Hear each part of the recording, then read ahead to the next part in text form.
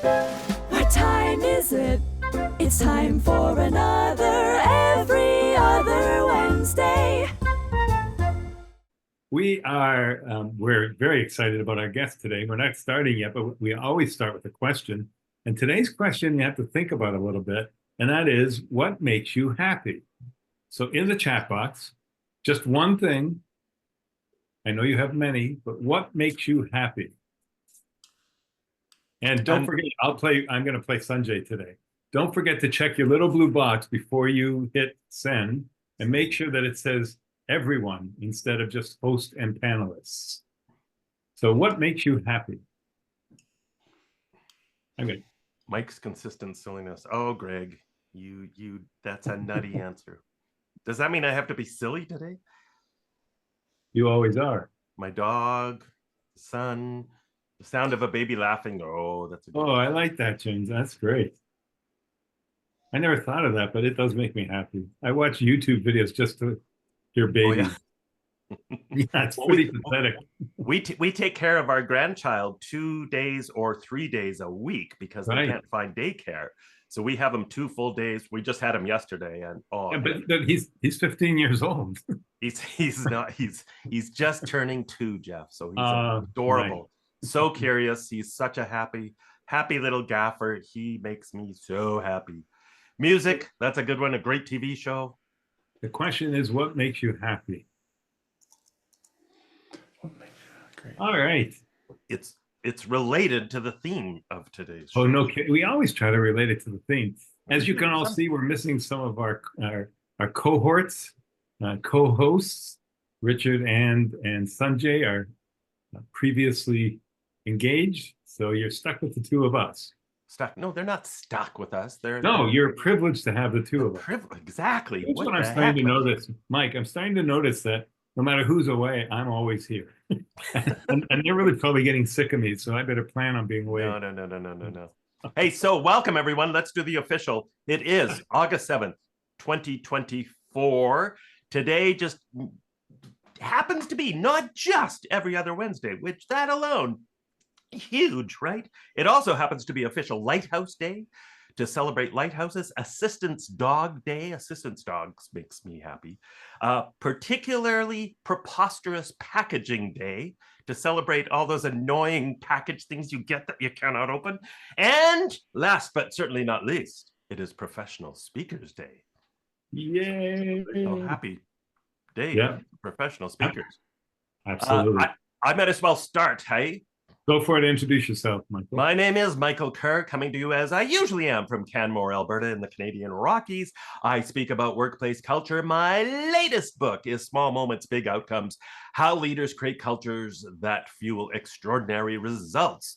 And to my side is the one and only Jeff Tobe. Which side? That looked kind of weird. You're on this side. Got it. I'm Jeff Tobe, and I am so excited that it's Happy Professional Speakers Day. Thanks, Fritz. I am a world thought leader in the area of customer experience. My first book was Coloring Outside the Lines. My last book was the CX, as in customer experience, Edge. And I am excited to introduce our guest for today, Jackson Kerchis. So let me give you a little bit of his background. He is a former strategy and operations manager, startup executive, and Zen monk. First time for that, right, Michael? It is. He is a co-founder and partner at HMB and WLT companies, where he helps businesses and military leaders solve their toughest problems. He applies research from psychology and social sciences to improve employee experience and business performance. Notable clients include a lot of work with the Army National Guard. I think he's going to tell us more about that. Marathon and YCT, which is one of the top AG transporters. Jackson created the first ever in the world major in happiness at the University of Alabama, where he taught the school's first ever happiness course, and now offers an online course on the science of happier work. He also holds an executive coaching diploma from Emory's Business School. He's the author of 2 books, including Beyond Profit and Productivity, Putting Positive Workplace Culture to Work. We are using the P's today, aren't we? An Amazon bestseller, by the way. And he's a frequent speaker at association conferences, company events. In his free time, you'll find him goofing around with old friends, enjoying Western Pennsylvania countryside, and doing everything he can to put off learning how to play golf. I like that. Welcome, Jackson. Yay. Thank you. Yeah, I appreciate it, Jeff. And, I know you made fun of me a little bit earlier, and now that I'm, hearing it back, yeah, we'll maybe have 5 minutes or so after getting through that long introduction. So, No, lots of time. We are so excited to have you, and especially with the I think in the States anyways, we have a rather toxic environment right now. And I think that this is such a timely topic. I don't know what it's like in Canada, Michael. You're looking like, why? And I'm not going to explain that. Yeah, is there something going on in the States that we just don't hear about in the news? Right. How are things in Canada that way? Well, no, the old joke. What's the old Robin Williams joke? Is Canada is like living in the attic above a meth lab sometimes. So we like to think things are maybe a little calmer here. I mean, we have our challenges, but I think we're a pretty happy country when you look at those stats about happy nations. And I'm excited to have Jackson here talking about this topic because I know I talk about it a lot in all of my books. I reference the importance of happiness at work. Yeah. So let's dive into this. Jackson, I think you, when you do presentations, it's called the serious business of happiness at work, right? That's right. Because you've proven scientifically that happiness can be profitable. Mm-hmm. So let's start with, how'd you start all this? and it's because it's such an unusual topic to be taught at a university. Yeah. Yeah, absolutely. It all started, I would say, I ended up at this weird intersection of happiness and business or organizations. And to me, the journey started out very personally, being interested in this theme of happiness and what makes for a good life. And along the way, I said, well, okay, how do I make a living doing this, right? And that sort of brought me into this intersection between happiness and work. And then naturally, this was a sentence I left out from my introduction. I was on a Canadian radio show actually once, and the lady, I was trying to figure out what is my job title. And I said, well, if you just want to call me like a happiness nerd, that basically is it. So that stuck. And just by my nature, I'm always learning, acquiring information. And so I started to dig into, okay, what can we find around like happiness at work or happiness in the context of like businesses and organizations? And it turns out there's some really compelling science. And I would argue it's become almost what they say consensus science of like, it is fact that happiness in the context of work leads to better outcomes in a variety of areas. Okay, and if we want to go more in depth, we can, but I'll share just a few of them. There was a study done at MetLife, and I think it was the 1980s, by Dr. Marty Seligman at the University of Pennsylvania. And at that time, I think they were hiring a few thousand salespeople per year, spending something like $20 million a year on training. And they had about 50% attrition. And so he started looking at this, and he got them to make some assessment around people's outlook being more positive or more negative. So kind of like optimism. And found that those people who were kind of in the top group of optimists after 2 years outsold their peers by something like 30%. And he went on to find that those who were like super optimists, who were really positive, but they actually failed the skills and aptitude section of the hiring process, they did even better after 2 years because they were just so darn positive. But you think about it, there's been some more recent studies, one out of Oxford in England that looked at productivity amongst people in a call center. And you see that people who are happier day to day have greater levels of productivity. They've done studies on this even in physicians, where they say, okay, we're going to put one group of physicians in like a good mood and one group of physicians in kind of a neutral mood, and then see how quickly and accurately they solve a problem. So it's like a made up medical case basically. And the group that it's in a good mood solves it they're about 50% faster. And then, finally, I think a pretty incredible one, like I said, I can keep going on and on about this, but UPenn did another study called Happy Soldiers or Highest Performers. And so this relates back to some of the military work we did. Looked at about 980 some thousand US Army soldiers and found that regardless of race, age, gender, anything like that, regardless of all that, those who are happier at time one, so they have a more positive outlook and they have more positive emotions, are more likely to win awards for performance and for bravery throughout the next 5 years of their careers. And so there's really good papers on these, meta studies, which is a study of studies, right? But the kind of through line through all of this is in all these different contexts of job performance, productivity, earnings, relationship quality. It's actually happiness that is the precursor to success, rather than just once I work harder and get more successful, then I get to be happier. It's kind of paradoxical. And so to me, it's just been a fascinating journey to learn more about. That's fabulous. So cool. I quote some of those same studies. You're speaking my language. I love that. So you must see this notion of the chicken and egg relationship though in organizations, right? Like it's one thing to say to a group of people, if you're just happier, you're going to be more successful in your life, in your jobs. But the response I've often heard, and I'm sure you've maybe heard it too, Jackson, is, well, I would be happier, but my boss is a jerk and I work in this soul-sucking, fun-sucking workplace. So how do you expect me to be happy in this kind of environment? Mm-hmm. Yeah, absolutely. And I do think that to me, it's I almost make the same analogy or same line of thinking when I think about personal happiness. It's like, you can kind of study it through the lens of what can you as an individual do to be happier. But there's also really good literature out there. It's like the work of Dr. Gabor Mate. His last book was called The Myth of Normal, where you can study it more in terms of, well, you're embedded in a society, and how does that society influence your happiness? And so I think you can take that same thing into the workplace. There's, depending on who you're speaking to, there are certainly things that you as an individual can do, regardless of what your context is, that will probably help you to be a little bit happier at work.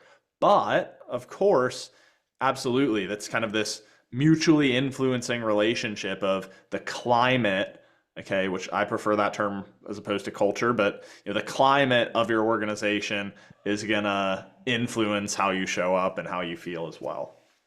This is when I invited Jackson to be here. We were out for coffee and he started talking about the climate, which I've been saying on this show for over 2 years instead of culture. And so I said, this is our man. So, and that brings us to a good point, though. I mean, it's a little nebulous. And maybe people think of a good climate as a nice to have, but what in your eyes is the connection to financial performance in business and happiness? Mm-hmm. Yeah, well, I'll share, again, maybe a bigger picture, some work that's emerging that I think is quite fascinating and folks can go deeper into. And then one of our experiences turning around a trucking company. The first one, I think that I actually wish I had done more research on. I know some of what they do, but there's actually a fund called Irrational Capital. And so they have this, I think it's technically an index fund. But if you look it up, you can find HAPI is the ticker, so happy. And so what they do is they've developed kind of this, I call it happiness, right? I think the term they use is human factors index or something. But they basically tried to look at their own private data sets. I think they've also done some public data sets with like your Indeed or Glassdoor type places where employees are talking about their experience. And they've done all this research and kind of, siphoned off, so to speak, these companies are the best when it comes to climate, culture, employee engagement, experience, etc. And by investing in those companies, they've actually outperformed the market. So you have some really incredible kind of market level data there. Say companies that are investing in employee happiness, well-being, experience are performing better. And then, thinking about at a more granular level, especially maybe if you're in like a small to medium sized business, it's really a tool for changing behavior in an organization. So to give a kind of short example of that, we worked with a trucking company that was really struggling with their safety. So this company, like I said, that's one of the nation's largest agricultural goods transporters. And what we found is like, a lot of their systems and processes and procedures were not that bad, right? Like they were doing the right things, they had the right safety checklists in place, whatever. But there are two big pieces that I often talk about organizational change, which is psychological safety and shared commitment. So you need to have this kind of climate where people are open, they're willing to have discussion, they trust one another, communicate effectively. That's the psychological safety. Then you need to have shared commitment. So there's actually standards and accountability for their goals. And so in this company, for instance, a couple of things we did was saying, okay, how can we coach their management on emotionally intelligent communication styles so that they can actually better influence people to follow through on their safety procedures? So if Mike comes in and he's not wearing his glasses and hard hats, I'd be like, Mike, what the heck, man? How many times I got to tell you to do this? I mean, can you not read? Can you not listen? Like, put your hat on or you're out of here.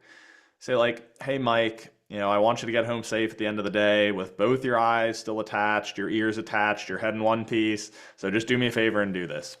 So, right, very subtle, but you're going to get a lot more compliance that way.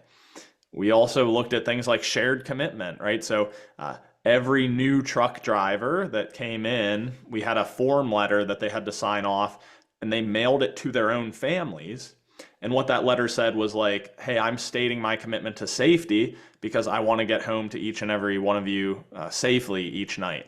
And so you can start to see how through some intentional processes to, I say the word manipulate, but manipulate positively a sense of shared commitment, some practices and management styles to facilitate that openness and trust, and people can actually share what is and isn't working and what could go wrong and challenges, instead of just sweeping potential safety issues kind of under the rug because I don't want to look stupid, I don't want to have to deal with my manager yelling at me.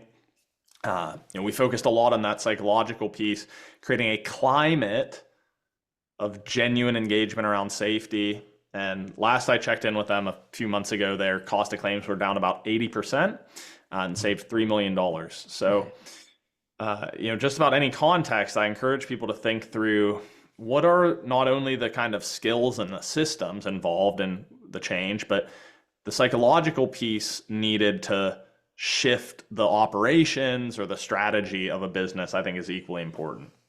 Very cool. Yeah.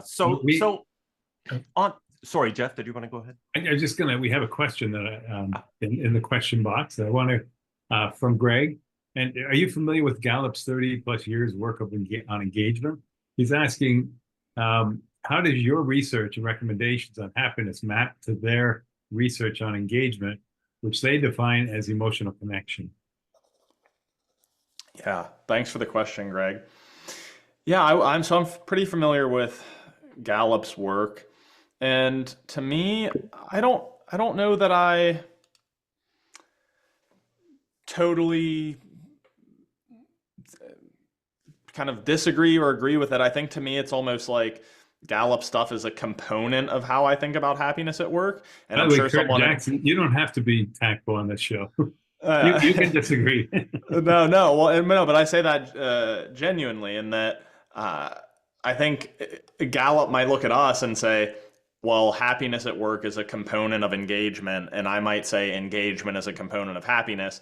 But I think at the end of the day, a lot of the drivers are the same. I tend to break down happiness at work and ultimately kind of how effective people are in the climate at work into 4 buckets, which would be the who, the why, the how, and the what. And the who being your interpersonal relationships. So again, drawing connections to Gallup, one of my favorite Gallup data points is that people with a best friend at work are 700% more engaged. So the who refers to that trust and connection between the people you work with, right? Okay, so that feeds into engagement, but I also break it down as its own thing. Then you have the how, which to me relates very closely to employee engagement, right? Interest and enthusiasm for one's work. You get into like self-determination theory there, which, not to get too nerdy, but basically looks at how people need a sense of autonomy. People need a sense of like mastery or growth. People need to get kind of cultivate intrinsic motivation. Okay, so you have the how. The why people work, to me, is all about connecting to their strengths and values when people are doing things that they are uniquely good at, as well as, even if it's something as basic as, hey, I'm just working this job to get myself through college, it's like, fine, that still ties to your values in your life and it's going to give you significance. And then the what being all the other sort of tangible things that go into happiness at work, your compensation and benefits package, your work-life balance. Do you have clear accountability and standards for your role? Is there basic safety? So I would say Gallup does really, really good work, and it's sort of, I think, mostly a semantic difference of they use the term engagement, I use the term happiness, but there's tons of overlap between the two concepts. For sure. And Mike, that's why I've been bothering you to be my best friend. I'll be 700% more engaged if you just say yes. Sorry, go for it. Yeah, it's a staggering stat, isn't it? But it's so important, right? And again, it's like, we can't force people to become friends in the workplace or expect that, right? Or especially close friends. But I think you can, as leaders, create the environment, the climate that is conducive to people getting to know each other better, trust each other better, and hopefully some friendships might develop out of that, right? Now, so Jackson, and you've touched on this already, some of the maybe what a lot of people think of some intangible things that contribute to happiness. I think there's probably a lot of myths or misconceptions out there that happiness is directly or overwhelmingly tied just to compensation, or that it has to do with the things, the perks you get at work, like you get donuts every Wednesday, that's going to make me happy. But realistically, I'm sure that isn't the case. So if I was to ask you as a leader or say a CEO of a company, what are one or two things that I should focus on more than anything if I want my employees to be happier? What are those things that would give me the biggest payoff in terms of boosting everyone's happiness levels? In other words, what do people want? What do they really want that makes them happy? Yeah. Well, it's an excellent question, and I actually was just cheating a little bit off my notes here because I think I'm as I mentioned, I'm kind of a nerd, right? So I'm big on the data and well-researched insights here, and I still think one of the most helpful infographics I've ever seen was put out by McKinsey and Company. Okay, so kind of top-tier management consulting company, and they broke this thing down of what do employees value versus what employers think that they value, and tried to look at like what are the disconnects and how do things look. And so there are going to be certain things that are about equally important. There are going to be things that employees don't really care as much about. And then I think importantly, things that employees really do value that most employers overlook. And I'd say 3 or 4 that stand out are feeling valued by the organization, feeling valued by your direct manager, and then sense of belonging / caring and trusting teammates. And so, you may even group those into really 2 or 3 things. But I say the first is, as a kind of a CEO type leader of what can I do? Well, are you making sure your employees feel valued? Which can be, a very kind of like, what is that? Where do I even start with that question? But that could mean benchmarking compensation and benefits, but also just looking at how you manage talent and if you have any processes and procedures in place that help people to feel more valued by the organization, right? And then I would say that relates closely with looking to your frontline management level as another very high leverage point of attack, is saying, well, how good are managers at making people feel valued? Giving recognition, giving feedback, building connection on teams. And it's like, if none of your frontline and middle managers have had training on that, like, don't expect them to be doing it or to know how to do it, because it's a skill set, right? And then finally, this belonging and having trusting and caring teammates. Again, I think there are organizational things you can do. Back when I was in industry at a very large private company, to their credit, they weren't perfect, but they had things like employee resource groups. So people who had an interest, I had a group of like 5 people that we were interested in like meditation. They had like, veterans groups. And so they did some things that were structural or kind of procedural ways to create a pretext to facilitate some of those meaningful personal interactions. So I would say really think about systemically, what are things or sort of mechanisms you can influence to make people feel valued, to cultivate a sense of trust and a sense of belonging, okay? Even if, you got to be careful with it, but even if it falls into forced fun, right? Sometimes that can go wrong. You have these memes of like, the boss is holding like a pizza box, and on the inside of the cover of the box it says, "Please don't form a union." Like, I know you guys wanted livable wages, but instead here's a pizza party. So you want to be careful with that, right? But looking for institutional mechanisms to reinforce trust and belonging, feeling valued, and then specifically making sure that supervisory level managers have some upskilling around how do you make people feel appreciated, how do you motivate them, and how do you bring them into the organization. That's fabulous. I just read, in fact, I might reference it in my last book. I can't remember. I didn't read the book. I just wrote it. I have a reference, I think, about the dangers of forced fun in some study that I just came across. But I know in my book, The Humor Advantage, I talk about this fascinating study of working dogs and the difference between these German shepherds that worked for the police, I think it's in Hungary, versus German shepherds that worked at the borders. And they had this very different response to when they played. And one group of dogs would actually increase their stress levels, their cortisol hormone levels. The other dogs would decrease their stress levels after play, which is presumably what you want and presumably would be a good benefit of play. And the difference they found was the one group of dogs were forced to play. I don't know how you force a dog to play, but they were forced to play, whereas the other group of dogs were invited to play, and their stress levels went down. So I'm trying to picture this. Inviting, would you like to play? Yes, Please, we invite you to play. Well, I want to see how you force a dog to play. That just sounds like a Monty Python skit. I don't know. Forcing me to eat. Yeah. It just doesn't make sense. I know. We have some great comments. I want to go to what Fritz is saying. He says, that they and his organization are leaning heavily on belonging over the last few months. We didn't even get to belonging at Jackson. You kind of mentioned it, but in our current political environment, the need to explicitly discuss how we create space for everyone to be themselves and minimize bias has become critical. Maybe you can speak to belonging a little bit and how that applies to happiness. Yeah, I think belonging to me, of course, well, so maybe stepping back from the work lens for a moment,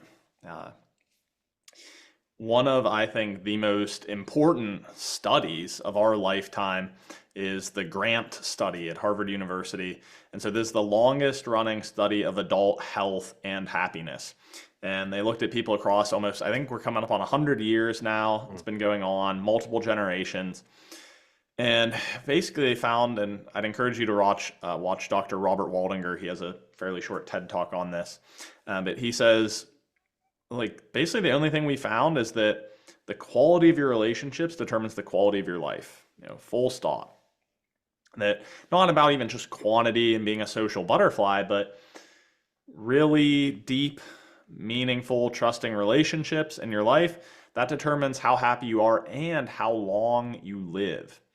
And so now when I bring that back into the context we were just discussing around belonging, I think it's pretty easy to make a jump then to say that within the work bucket, still having that sense of really quality social connection is kind of a non-negotiable, right? If you want to be happy at work. So I think that's an important idea.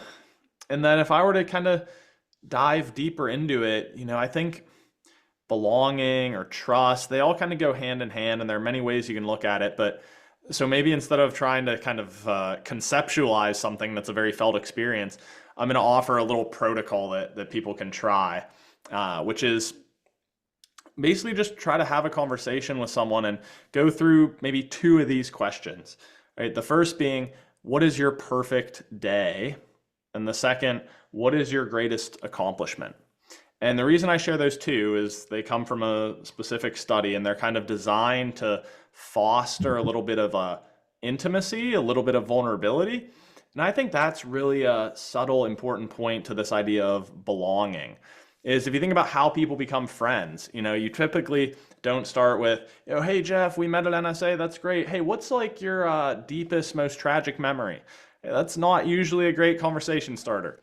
But it might happen to say like, well, hey, how's your week going? And then you're like, oh, pretty good. How about you? And then, the next time we go, it's like, oh, well, you got a wife and kids at home. And then you talk about that, right? And so there's kind of this progressive slide of deeper and deeper levels of intimacy or vulnerability. And again, there's certain psychologists have done question sets that are designed to bring 2 people together. But I would encourage you to just go first, role model a little bit of vulnerability, or again, if we're talking about this as a leader, encourage some of your managers to do it, or maybe have an icebreaker question that's just a little, like 10% maybe leaning into discomfort, or 10% more personal than it otherwise would be.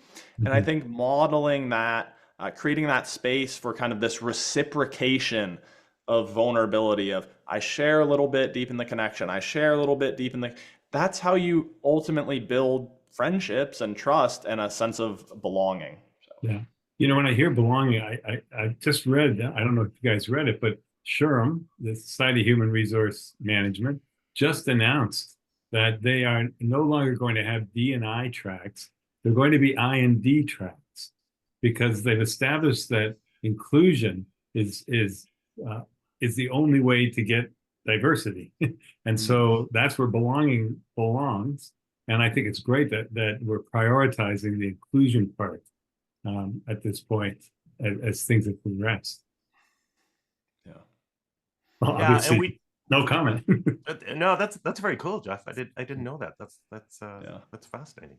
Yeah. So I was just gonna, before we leave the belonging thing piece, I think it's important that we talk about the distinction between belonging and fitting in, right? Because there is a distinction between those 2 things. Have you seen that, Jackson? Or do you? I haven't. I just from hearing it, I think I sort of get the idea. Yeah. But I'm happy to hear how you see it. Yeah. Well, good deflection, Jackson. That was good. He was dying to tell you. Yeah. No, I'm happy. Yes, I'm happy to share my thoughts always. I think it's just important that there is a distinction between those 2 things. That if I feel I have to fit in to my workplace, to my team, it implies that I perhaps have to change something about myself, my personality, how I speak, the clothes I wear, to fit into this group so that they accept me, so I become one of their peers, so they trust me. Versus true belonging is accepting one another for who we are, right? Yeah, that's the distinction I would make. Yeah, that makes sense. I think it's that element of authenticity, right? Of one of them is a sense of kind of pretending to be this thing, whereas the other is a genuine sensation. Yeah. So you mentioned, and I happen to know that you do a lot of work with the military. Tell us about, it almost seems incongruous to think about happiness and the military. So how did you start with the military, and where has it led you? I'm curious. Yeah. Well, so I think it's important, like I said, I actually mentioned it earlier, the one study, the Happy Soldier study. So I think that there's some good research saying that happiness, remember, more positive outlook and more positive emotion in soldiers predicted their likelihood of winning awards for performance. Now, the way we started to get into this work was a lot less strategic and more luck, but my business partner, who's my co-founder at Happiness Means Business, Paul, he spoke at, I think, a state level conference for the Wisconsin National Guard maybe 3 or 4 years ago. And there was a 2-star general in the audience. And now with that state, really just like every other state, has had their own challenges with soldier mental health and things like that. Also, the entire DoD, Department of Defense, is struggling pretty mightily with recruiting and retention as well right now. And so they basically Paul tells the story is he was just hanging out in his apartment in Vegas and gets a call that's like, hey, this is 2-star general, so-and-so. We want you to come down to this hotel and meet with us. And so Paul, he jokes, he's like, okay, so I'm going to go meet this 2-star general and his entourage at like the Caesar's Palace in Vegas. Like, what do you wear to that? Like, do I wear a suit? Do I wear what? So anyway, he met with him and he just said, hey, look, Paul speaks on a lot of the same things I do around this intersection of happiness and business and the research into how it shapes performance, both for individuals and for organizations. And he said, hey, we want all our leaders to go through this. And so that's what we did. We designed a training for them. And I would say the angle of the training has to do with the term command climate. So that's part of the reason I've started using the term climate, and it's something that the Department of Defense already looks at is, okay, leaders, I sometimes use the phrase, leaders bring the weather. And so the kind of weather of the organization, being in the military, the command climate, we said, okay, can we train battalion level leaders? So these are leaders ultimately responsible for usually 300 to 700 people. Can we train them on how to create a command climate most supportive of soldier happiness? And ultimately that's going to affect soldier like readiness and mental health. And so a lot of our training with them, it's very immersive, very, very experiential. And I'd say it really gets after a lot of the key themes of, frankly, I was a little surprised that the Department of Defense has done some really good work in developing what goes into an optimal climate. And some of the themes they highlight are cohesion, which is a lot of what we just talked about, belonging, trust, connection, psychological safety, work-life balance, stress management. Those are a really big one, very challenging for everyone right now, but especially in the military. And then a final bucket, this is not the term they use, but I would describe it as emotionally intelligent, engaging leadership. So how do you make people feel committed? How do you transform them personally? How do you engage them, motivate them, etc.? So they're already kind of looking at those things with the this command climate idea. And so we try to say, okay, what can you as leaders do, certainly to be at your best as individuals, but also support your battalion in creating this ideal climate. So cool. Sorry, but we have a question. Just can you repeat the name of that? Sorry, what was it? The TED Talk speaker about associated with the Harvard Grant Study. I think you said Robert Waldinger. It's Waldinger, which I believe is spelled Waldinger. Oh, good. So Carol got it right. Thank you, Carol. And we couldn't do this without you. So Carol has a question for you. She wants you to speak briefly on your experience as a monk. Yeah, I'd be happy to. Well, I sometimes say that in 3 words, I would describe it as boring, wonderful, and strange, in that order.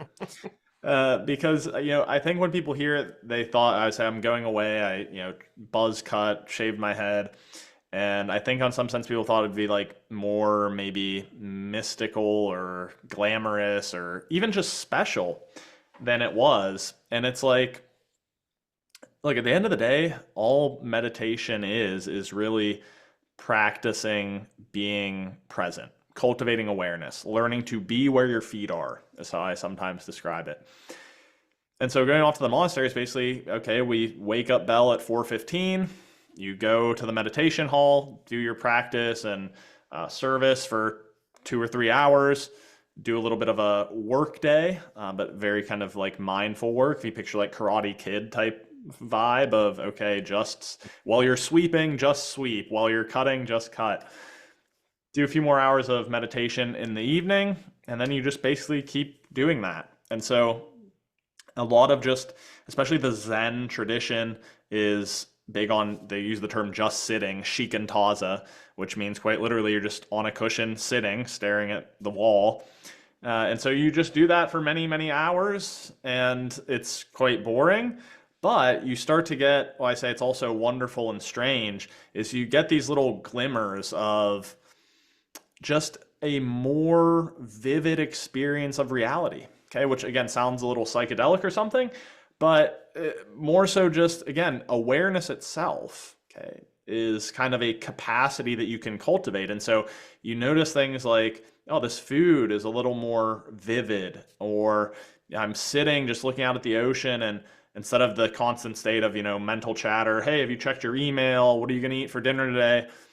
You're sort of becoming more intimate with that experience, and you enter into some pretty strange states of mind even in that practice. So Yeah. I did that in college, but not because I was a monk.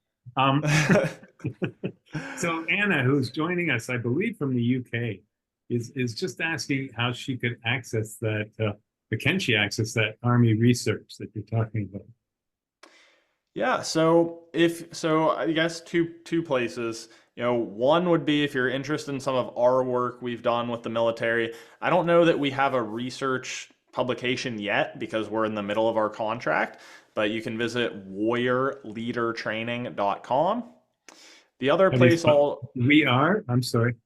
warriorleadertraining.com. Warrior. So Okay. warrior as in like a, I don't know, soldier battle thing. But I would also say, if you're kind of interested in more of some of the research done on climate and command climate, if you look up the DOCS, so that's an acronym, DEOCS, or you just search command climate, whatever, the DoD has some pretty interesting research and resources that kind of summarize what the factors are that they look at for optimal command climate. And I'm also writing a book on it right now, but it's not done yet, so stay tuned. And we do have just a comment that you look a lot, I think, from Rob, who is one of our regular audience members, who says that, have you been told you bear a striking resemblance to Michael Phelps? That's a new one. I've gotten Adam Levine a few times, but I could see that. I'll take it. Yeah. I thought Rob was talking about you, Jeff. Maybe he was. I'm shocked. I don't know what you said that twigged me to this. I just had a memory when you were speaking at some point in the last bit there of a great little movie called Hector and the Search for Happiness. Have you seen that? No, I haven't. You have to watch it. Everybody has to watch it. This is your homework assignment. It's a comedy, but it's British actor Simon Pegg stars in it, and it seems to me 6 or 7 lessons that the main character learns, and they actually write them on the screen, that he learns about happiness and his pursuit of happiness. And I think they're awesome lessons that probably apply to everything you're talking about today, and that I'm sure you would probably agree with. It's a cute little movie, but it's also a great reminder of some of the basic principles around how we really do find happiness. One of them being, don't go chasing happiness, right? I'm pretty sure that's one of his key findings. I love it. So we're drawing to an end. I can't believe I always say this. It's way too soon. But Jackson, if you were to tell our audience, because they're not all leaders, what's one thing they could do today to maybe not make them more happy at work, but to along that path, what should they do? Yeah, well, I'll get, just in the spirit of so much of what we talk about being perhaps 1 degree into abstraction, right? When we say, well, how can you increase a sense of belonging, right? I'm very like to-do checklist thing. So here's something I'll invite you to try. Microsoft did a study where they looked at they actually had people wear brain imaging stuff around all day and looked at how they responded to meetings. And essentially what they find is if you didn't take a 5-minute or so break between meetings, you had this in buildup of stress in the brain. Basically, they look at beta versus alpha waves, and then they also look at FAS symmetry, which is a measure of focus. And they find that basically people who did not take a short break in between meetings had reduced focus just over the course of like 4 hours. Their focus kind of just went down and their stress levels went up. And so I would suggest a simple protocol is to end maybe 3 to 5 minutes before your Zoom meetings, leave that buffer in there. And while you're doing it, do a few breaths in a certain pattern. Okay, this is called a physiological sigh. Stanford just published a paper on it, that this is one of the most effective ways to improve mood and downregulate nervous system. All you're gonna do is you breathe in through your nose. At the top of your inhale, you take a second sharp inhale through the nose to fully inflate your lungs, and then you sigh it out. Okay, so yeah, we can all do it together. Breathing in through the nose, at the top, another, and then, and Oh, wait, I got my screen all fogged up. Hold on. Yeah. But like I said, that's something that we actually breathe that way occasionally just on our own to help relax the body, offload CO2. And so build that into your daily rhythm and just do a little experiment. See if by the end of your morning, you feel maybe 10% more recharged and less stressed than I think you will. Perfect, Jackson. We ran out of time. I wish we had more time. We have to have you back. How can people contact you if they want your book or to reach out to you? Yeah, so for anything, I do one-to-one work, happy to share resources. Then, of course, if you're a leader or small to medium enterprise practice, all that's at happinessmeansbusiness.com, happinessmeansbusiness.com. And you can also get a free chapter of our book there as well, where we talk about the business case for happiness. Excellent. Jackson, thank you so much for being here today. Our next show is August the 21st. That's correct. It's a Wednesday, believe it or not, Jeff. It is, because when do we see everybody, Michael? Every other Wednesday. Thank you for being here, everyone. Thank you, everyone. Thank you, Jackson. That was fabulous. Thank you. Have a good few weeks. We'll see you in 2 weeks. Stay happy.